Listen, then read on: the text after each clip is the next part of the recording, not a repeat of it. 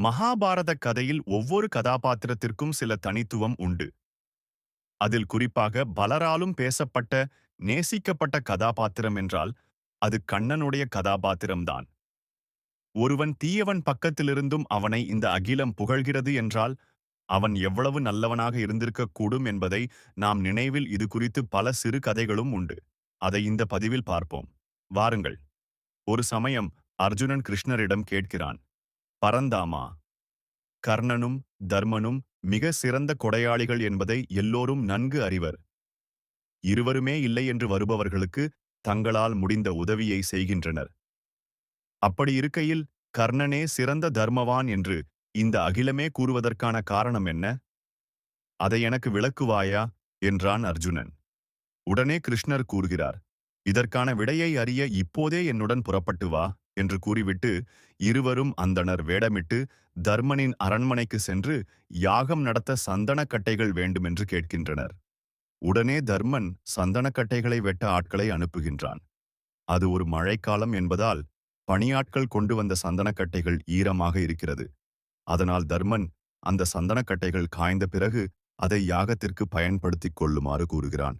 உடனே அர்ஜுனனும் கிருஷ்ணரும் கர்ணனின் வீட்டிற்கு சென்று யாகத்திற்கு சந்தனக்கட்டைகளை கேட்கின்றனர்.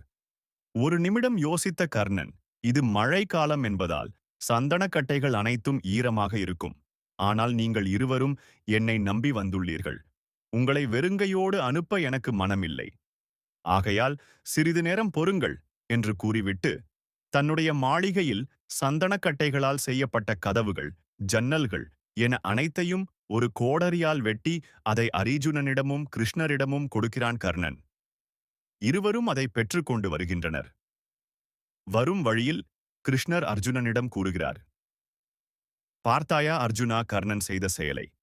நாம் கதவு, ஜன்னல்களை உடைத்து தருமாறு தர்மனிடம் கேட்டிருந்தால் அவனும் அதை செய்திருப்பான்.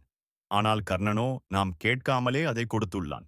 தர்மன் கொடுத்தது தர்மம் என்றால் கர்ணன் கொடுத்தது விருப்பம். எவன் ஒருவன் எந்த செயலையும் விருப்பத்தோடு செய்கிறானோ அவனே போற்றுதலுக்கு உரியவனாகிறான். அதனாலதான் கர்ணனை தர்மவான் என்று இந்த அகிலமே போற்றுகிறது என்றார் கிருஷ்ணர்.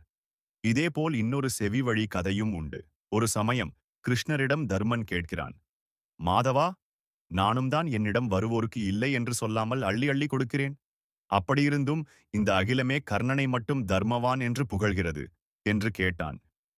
உடனே கிருஷ்ணர் கூறுகிறார், தர்மா, இதை நான் உன்னிடம் விளக்குவதைக் காட்டிலும் நீயே அதை தெரிந்து கொண்டால் சிறப்பாக இருக்கும் என்று கூறிவிட்டு இருவரும் தங்க குவியலை தர்மனிடம் கொடுத்து, இன்று சூரியன் அஸ்தமிப்பதற்கு முன்பாக இதில் உள்ள தங்கங்களை நீ தானம் செய்ய வேண்டும் என்றார். தர்மனும் வருவோர் போவாருக்கெல்லாம் தங்கத்தை அள்ளி அள்ளி கொடுக்கிறான். ஆனால் தங்கம் குறைந்தபாடில்லை.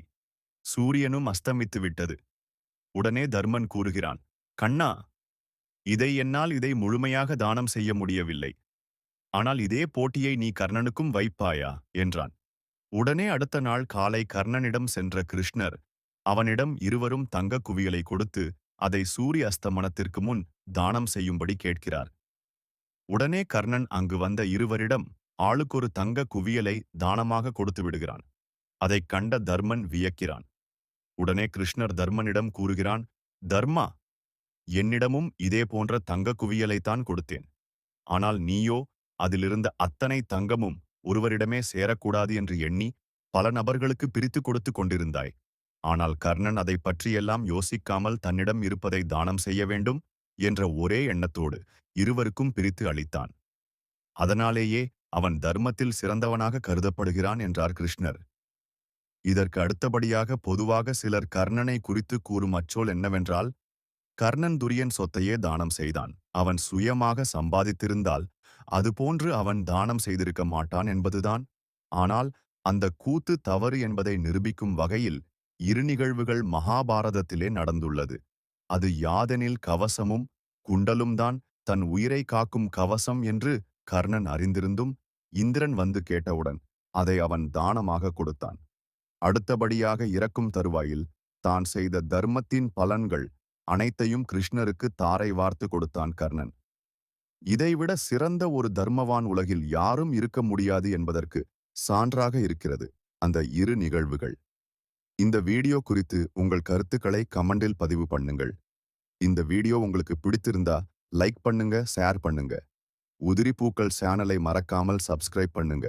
நன்றி, வணக்கம்.